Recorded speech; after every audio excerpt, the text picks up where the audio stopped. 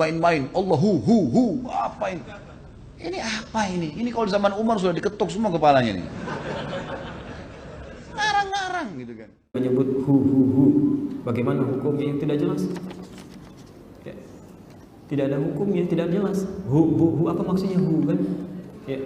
Dalam bahasa Arab itu ada singkatan, tapi singkatan yang bisa dipahami. Ada singkatan banyak kok. Bismillahirrahmanirrahim disingkat jadi basmalah. Alhamdulillahirrabbilalamin disingkat jadi hamdalah. La hawla wa la quwwata illa billah disingkat jadi hawqalah. La ilaha illallah disingkat jadi tahlil. Ya. Ada singkatannya. Ketika Anda diminta membacakannya, singkatan dibaca utuhnya. Bapak Ibu sekalian, kita akan memulai acara kita supaya Allah turunkan rahmatnya. Mari kita sama-sama bacakan basmalah. Basmalah. Tidak. Bismillahirrahmanirrahim. Singkatan. Jelas maknanya. Ya. Tapi masalahnya begini, orang Indonesia itu umumnya walau tidak semuanya itu senang menyingkat. Dan kalau sudah nyingkat itu nggak tanggung, yang nggak ada singkatannya pun disingkat juga. Contoh, kami saat kuliah di Timur Tengah di sana, kalau olahraga misal main bola ya, itu orang Afrika itu sering protes. Syekh Adike katanya, kenapa? Gimana? Antum tuhibbunal ikhtisar. Kalian suka menyingkat-nyingkat katanya. Emang kenapa? Kita main bola, minta oper. Kalau orang Arab sih minta lengkap. Muhammad dipanggil Muhammad. Wazir, oper. Ya Ali, oper. Orang Indonesia enggak. Muhammad, mad. Wazir, oper. Ali, li. Doni, ni. Adi, di. Semua disingkat. Ya. Bahkan ketika Allahu Akbar, Allahnya dibuang, sisanya hu-nya. Itu enggak ada singkatannya. Ya. Sayyidi disingkat jadi Sidi, ada. Sidi Ahmad, Sayyid Ahmad, Tuan Ahmad, Mr. Ahmad. Tapi Sayyidati itu nggak ada singkatannya. Disingkat oleh orang Indonesia Siti, nggak ada singkatan. Siti Aisyah, Aisyah nggak pakai Siti loh. Siti Khadijah nggak pakai Siti. Oh, hati-hati nanti ditanya salah arah lagi. Ya, Masya Allah. Jadi hemat kami, wallahu a'lam, saya tidak tahu apa maknanya. Tapi menurut saya kalau bisa menyebutkan kalimatnya dengan utuh itu lebih baik dibandingkan disingkat-singkat pada yang tidak ada singkatannya. Ya.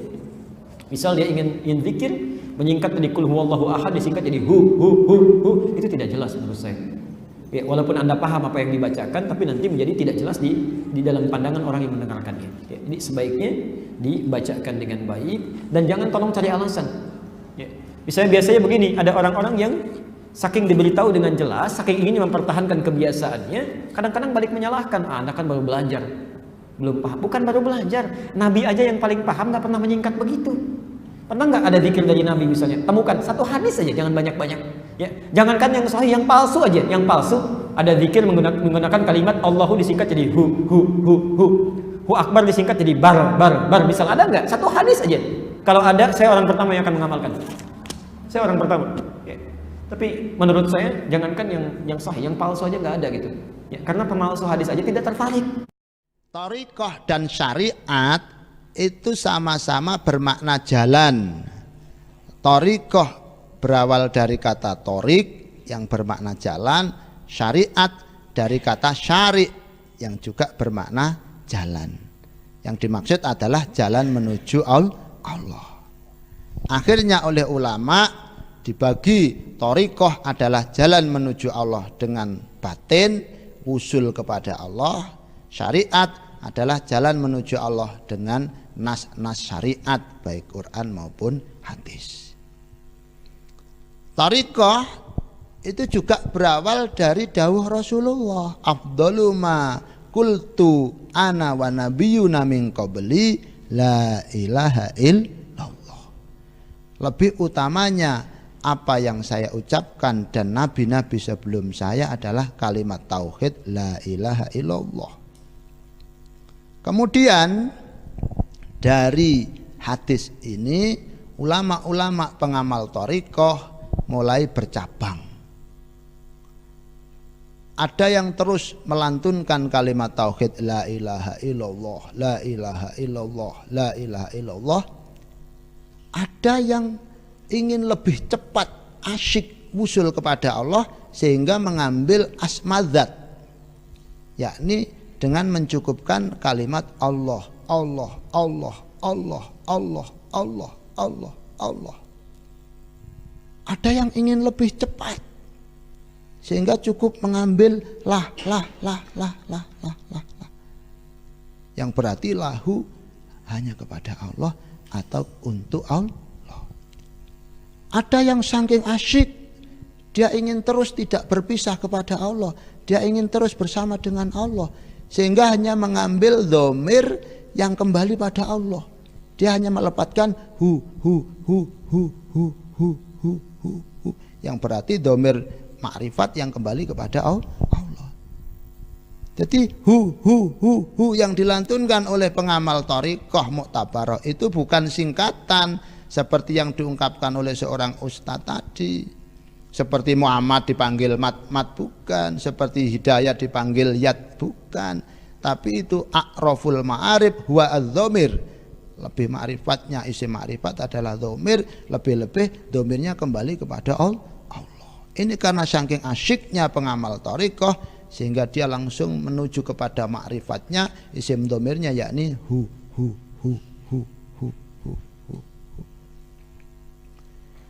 Ada yang berpandangan pengamal thariqah dengan la ilaha illallah saking asyiknya sampai menuju kepada titik kekhawatiran, dia khawatir akan berpisah dengan Allah walaupun sekejap mata, walaupun sekedap jantung, sehingga dia takut ketika menjelang ajal belum sampai pada kalimat ilallah dia meninggal, sehingga dia cukup mengambil asmadzat yakni Allah, Allah, Allah, Allah, Allah, Allah, Allah, Allah. Ada yang lebih takut lagi, jangan-jangan masih mengucapkan Allah, nyawa sudah melayang. Jangan-jangan masih mengucapkan nyawa sudah berpisah. Sehingga dia membuang hamzah. Allah, Allah, Allah, Allah, Allah, Allah, Allah, Allah, Allah, Allah, Allah, Allah. Ada yang takut, jangan-jangan masih mengucapkan lam jalalah, dia sudah mati, sehingga dibikin trik oleh ulama-ulama pengamal thariqah cukup dengan mengamalkan lahu. Puncak terakhir takut dia mati su'ul khotimah tidak bersama Allah, khawatir masih mengucapkan lam sudah mati, sehingga cukup mengambil dhamir yang kembali kepada Allah.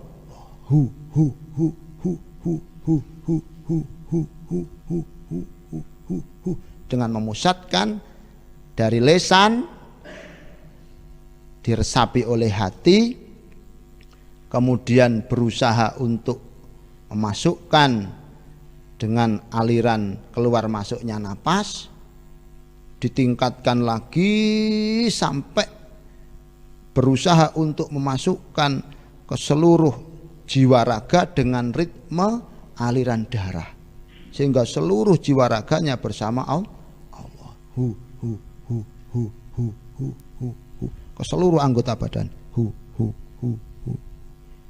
Ini pengamal thariqah. Kalau tidak tahu tentang ilmunya, jangan menyalahkan atau bahkan menyesatkan. Anda akan berbenturan dengan ayat wala taqfu ma laisa laka bi ilmun inna sam'a wal basara wal fuada kullu ulaika kana anhu mas'ula. Jangan kau menekuni sesuatu yang kau tidak memiliki ilmunya, apalagi menyesatkan. Pendengaran, penglihatan, hati, semuanya akan ditanyakan. Jangan. Ini sudah ranahnya pengamal thariqah, dan ada majelis seleksi tentang thariqah yang diketuai oleh Habib Lutfi bin Yahya. Ada thariqah Mu'tabarah dan ada thariqah yang ghairu Mu'tabarah. Jadi khususnya Ustadz Adi Hidayat yang mengatakan Kalau dalilnya masuk akal, walaupun dalil palsu, saya yang akan mengamalkan pertama thariqah ini. Kalau Anda betul-betul mengedepankan kebenaran hakiki, silahkan Anda meresapi. Jadi bukan sesat. Ini adalah amaliyah orang-orang yang ahli thariqah. Bengkel itu bermacam-macam. Kalau tukang sepet ya jangan pegang mesin, malah rusak nanti. Sekian, mudah-mudahan ada manfaatnya. Al-Fatihah. Seorang ustadz yang membahas serta mengomentari masalah zikir ismuzat. Katanya zikir ismuzat itu sesat. Apa itu zikir ismuzat? Hu. Apa itu hu katanya. Nah, komentarnya ini bukan hanya di sebuah majelis, tapi diunggah di YouTube sehingga didengar oleh seluruh umat Islam, khususnya Indonesia. Nah, lewat kesempatan ini saya sedikit ingin menanggapi atau ingin memberi tanggapan orang yang mengatakan zikir ismuzat itu sesat. Ma'asyiral muslimin rahimakumullah. Di dalam Al-Qur'an banyak sekali Allah Subhanahu wa taala itu menyampaikan sesuatu tanpa dia menyebut namanya, tapi dia langsung menyebut dirinya sendiri. Contoh, wallahul ladzi la ilaha illahu. Lagi juga dalam Al-Quran, mungkin surah ini kita hafal sekali. Qul hu Allah ahad. Qul katakanlah hu dia pencipta, dia pengatur, dia penentu. Siapa? Allah. Namanya Allah. Jadi zat yang menciptakan langit dan bumi, yang mengatur langit dan bumi, yang menentukan segala sesuatu, dia sendiri yang memperkenalkan dirinya dengan sebutan Allah. Maka Allah dikenal dengan Ismul A'zam atau nama kebesaran, zat wajibul wujud, zat yang menciptakan segala sesuatu, mengatur segala sesuatu, dan menentukan segala sesuatu.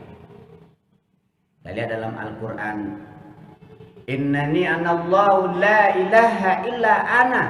Sesungguhnya aku Allah, tidak ada Tuhan selain aku. Jadi hu itu langsung merujuk kepada zat yang menciptakan langit dan bumi. Ini adalah zikir yang sangat tinggi dan sangat nikmat.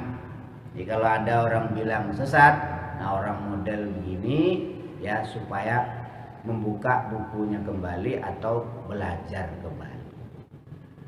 Jadi Anda boleh saja berdakwah lewat media sosial, lewat YouTube, menyampaikan Al-Quran, menyampaikan perintah Allah, menyampaikan perintah Rasulullah, menerangkan larangan Allah dan Rasulnya, boleh-boleh saja. Tapi kalau ada hal-hal yang kita tidak paham, tidak mengerti, yang belum kita pelajari atau belum kita pahami, jangan kita sembarangan berkomentar. Ma'asyiral muslimin rahimakumullah. Makanya Allah dalam Al-Quran memerintahkan kepada kita orang-orang yang beriman, ya ayyuhalladzina amanu dukhulu fis-silmi kaffah wala tattabi'u khutuwatis syaitan innahu lakum aduwwum mubin. Wahai orang-orang beriman, masuklah kamu ke dalam Islam secara keseluruhan. Artinya belajarlah kamu tentang Islam secara kafah. Sebab kalau tidak, kamu akan terjebak oleh gaya-gaya setan. Wala tattabi'u khutuwatis syaitan, dan jangan kamu ikuti langkah-langkah setan. Nah, termasuk langkah-langkah setan itu apa? Ya bilang orang lain sesat, bilang orang lain musyrik, bilang orang lain kafir. Padahal orang yang dibilangnya sesat, dibilangnya musyrik, dibilangnya kafir, dia beramal berdasarkan Al-Quran. Makanya kata Gus Dur dalam syairnya begini, di bahasa Jawa, akeh sing afal Quran hadise, namung senange ngefirna. Banyak orang yang hafal Quran dan hadis tapi sukanya komentar jelek sama orang lain. Padahal Al-Quran memberikan isyarat ku anfusakum wa ahlikum nar. Dirimu dulu. Artinya apa? Pahamkan diri kita dulu. Setelah kita paham betul, baru kita komentar. Jadi jangan main bilang sesat ya. Jadi kalau ada ustadz yang model begitu, saya anjurkan segera bertaubat. Itu sangat berbahaya. Zikir ismu zat katanya sesat. Maka zikir itu ada zikir kulli jasad, ada zikir hati, ada zikir ruh, ada zikir rasa. Jadi kalau orang tasawuf bilang begini, jasad kita ini adalah af'alullah. Jasad pada kita af'al pada Allah. Hati kita adalah asma'ullah. Hati pada kita asma pada Allah. Maka asma'ul husna yang 99 itu letaknya di hati. Ada 99 channel. Ada 99 situs yang disiapkan oleh Allah untuk connect kepada Allah Subhanahu wa taala di dalam hati. Kenal dengan Asmaul Husna. Ya Allah, ya Rahman, ya Rahim, ya Malik, ya Kudus, ya Salam. Ada 99. Anda butuh keselamatan, panggil zat yang beri keselamatan. Siapa? Assalam, ya salam, ya salam. Itu channelnya ada di hati. Maka hati pada kita asma pada Allah. Kemudian sifat pada Allah, ruh pada kita. Ruh kita ini adalah sifatullah. Ada 7 sifat Allah yang dibawa oleh ruh kita. Pertama, kudrat, iradat, sami', basar, kalam, ya, ilmu, hayat. Bukanlah kita yang bergerak pada hakikatnya, tapi Allah yang bergerak. Kita hanya dipergerakkan. Bukanlah kita yang berkehendak pada hakikatnya, tapi Allah yang punya kehendak. Kita hanya diberi kehendak, dipinjamkan. Bukanlah yang melihat pada hakikatnya, tapi Allah yang melihat. Kita hanya diperlihatkan. Bukanlah kita yang berkata pada hakikatnya, tapi Allah lah yang berkata. Kita diperkatakan. Itu letaknya di dalam ruh. Maka harus ruhnya diperbesar dengan cara diberi nutrisi, yaitu zikir ruh. Bagaimana cara zikir ruh? Ya, Allahu, Allahu, Allahu, Allah, Allahu, Allahu, Allahu, Allahu, Allahu, Allah. Naik turun, keluar masuk, Allah, Allahu, Allahu, Allah. Itu zikir ruh. Ini orang kalau nggak ngerti dibilang sesat. Gak ada katanya dalam, siapa bilang gak ada dalam Quran? Ente saja yang belum belajar. Rasulullah dulu gak pernah begitu. Apa kamu tahu Rasulullah bagaimana cara berzikirnya? Belajar dulu, nanya dulu. Ya, karena ilmu itu tidak hanya yang kamu tahu saja, masih banyak yang lain. Ya, ilmu itu tidak hanya yang kita tahu saja, tapi masih banyak ilmu yang lain. Ayat-ayat Allah ada yang tertulis, ada yang tercipta. Ma'asyiral muslimin rahimakumullah. Kemudian rasa pada kita, zat pada Allah. Nah, untuk berhubungan ya dengan Allah Subhanahu wa taala lewat af'al kita ini, ya, jasad kita ini supaya bisa connect kepada Allah, zikirnya tadi la illallah, la illallah, semua zikir. Mulai dari ujung rambut sampai ke ujung kaki. Makanya kata Rasul, man qala la ilaha illallah dakhalal jannah. Siapa yang mengucap la ilaha illallah masuk surga. Semuanya masuk surga, zahiran wa batinan. Jadi kalau kita ingin semua jasad kita berzikir, darah kita, pori-pori kita, semua yang ada pada kita berzikir, zikirnya zikir kulli jasad. La illallah, la illallah. Kalau kita ingin mengembalikan segala sesuatu kepada Allah, karena memang segala sesuatu adalah milik Allah, zikirnya juga ada. Illallah, illallah, illallah, illallah, illallah, illallah, illallah. Kemudian zikir hati. Hati supaya nggak mati, hati supaya gampang menerima hidayah. Bikin berzikir. Zikirnya gimana? Menyebut asma Allah.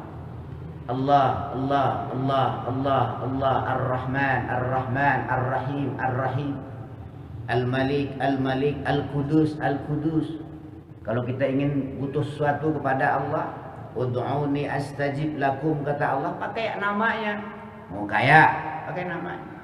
Ya Ghaniyu, Ya Muni, Ya Ghaniyu, Ya Mughni. Pengen ilmu, ya alimu, ya halim, ya alimu, ya halim. Kalau kita misalnya punya barang, kehilangan barang misalnya, sepeda motor kita hilang, atau HP kita hilang, gimana cara melihatnya? Minta sama Allah, jangan sama ustadz. Caranya gimana? Sebut namanya. Ya Zahiru, ya Batin, ya Zahiru, ya Batin, ya Zahiru, ya Batin. Zat yang zahir dan menzahirkan segala sesuatu. Zat yang maha batin. Ya zahir, ya batin. Zahirnya tidak seperti zahirnya makhluknya, batinnya tidak seperti batinnya makhluknya. Laisa kamitsli syai'un wa huwas samiul alim. Ini namanya zikir hati.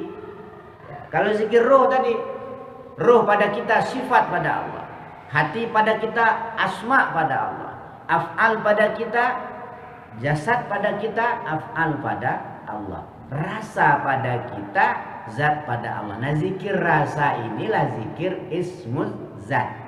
Cuman nggak disebut zikir lagi, puji.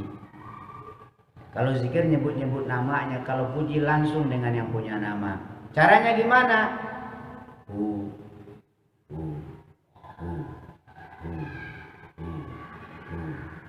Ada juga sebagian ulama bukan hi. Ada juga hu-nya dalam. Bahkan ada isbatnya. Jadi supaya rasa kita nggak liar, nggak kemana-mana, ada yang mengembala rasa itu supaya bisa sampai ke induk daripada segala rasa. Karena rasa-rasa itu hanya akan membawa masalah. Ya. Kalau rasa orang itu belum mukhlisin, ya, belum ikhlas, maka rasa-rasanya tadi yang membawa dia kepada masalah. Makanya syair mengatakan begini, ya. Bedahlah qalbu serta bimbinglah jiwa agar masuk iman dan takwa. Tahanlah nafsu wahai sana saudara, itulah jalan lurus menuju surga. Bedah kalbu, ya. Jadi maksudnya bedah kalbu, hati bersihkan, buang suuzon, termasuk buang kesombongan. Termasuk orang sombong apa? Dia mengomentari sesuatu yang dia belum pernah mengalami. Coba Anda yang bilang zikirhu itu sesat, coba pakai zikirhu. Anda akan merasakan kenikmatan, ya, yang tidak pernah Anda rasakan. Kenikmatan sate Madura belum ada apa-apanya. Kenikmatan rendang Padang belum ada apa-apanya. Oh, kenikmatan perempuan yang cantik belum apa-apanya dibanding dengan zikir rasa ini. Ya. Ma'asyiral muslimin rahimakumullah, saya kira ini saja sebagai tanggapan dari saya. Orang yang mengatakan bahwa apa itu zikir nah, orang model begini perlu diberi sedikit pengertian. Anda belajar dulu lah, ya, jangan buru-buru komentar sesuatu yang kita belum ngerti. Ilmu itu bukan hanya yang ada pada kita, tapi juga masih banyak pada yang lain. Ilmu kita ini dibanding dengan ilmu Allah cuma setetes, mungkin nggak sampai setetes, setengah tetes, mungkin hanya seperempat tetes saja. Nah, mengapa kita berani-beraninya mengatakan sesuatu yang kita nggak ngerti itu sesat? Ya, bertobat. Wasari'u ila maghfiratin min rabbikum wa jannatin arduha as-samawati wal ardh u'iddat lil muttaqin. Bersegeralah kamu bertaubat, bersegeralah kamu kepada pengampunan dari Tuhanmu. Kalau kita salah ngomong, cepat-cepat taubat, ya. Jangan kita udah dibilangin Anda salah, masih cari dalil lagi. Saya nggak salah, nih dalilnya. Orang udah ketahuan salah, cari dalil untuk membenarkan kesalahan. Kalau dosa itu ada dua macam. Ada dosa gaya iblis, ada dosa gaya Nabi Adam. Dosa gaya iblis ini dia tahu dia salah, tapi dia gak mau memperbaiki kesalahannya. Malah Allah dibantah sama iblis. Tanya sama Allah, iblis, kenapa kamu tidak mau hormat sujud ke Adam? Apa jawabnya iblis? Saya kau ciptakan dari api, sementara Adam dari tanah. Api lebih mulia dari tanah. Diperintah oleh Allah sujud kepada Adam, hormat kepada Adam. Iblis menolak, diingatkan sama Allah, bukannya minta ampun sama Allah, dia cari dalil kalau katanya dia lebih mulia daripada Adam. Kalau ada orang model begitu sekarang udah jelas dia salah, udah jelas dia nggak benar, lalu dia buka-buka kitab, buka-buka buku untuk cari pembenaran kesalahannya. Ini udah jelas ketitisan dosa ala iblis. Tapi kalau Nabi Adam begitu dia sadar dia berdosa, ditegur sama Allah, dia langsung bertaubat. Rabbana zalamna anfusana wa illam taghfir lana wa tarhamna lanakunanna minal khasirin. Ya Allah, kami telah zalim kepada diri kami sendiri. Jikalau Engkau tidak ampuni kami, sesungguhnya kami termasuk orang yang merugi. Jadi sadar ya. Jadi kalau kita salah, kita tahu taubat ya. Ma'asyiral muslimin rahimakumullah, itu saja yang dapat kita sampaikan. Mudah-mudahan bermanfaat.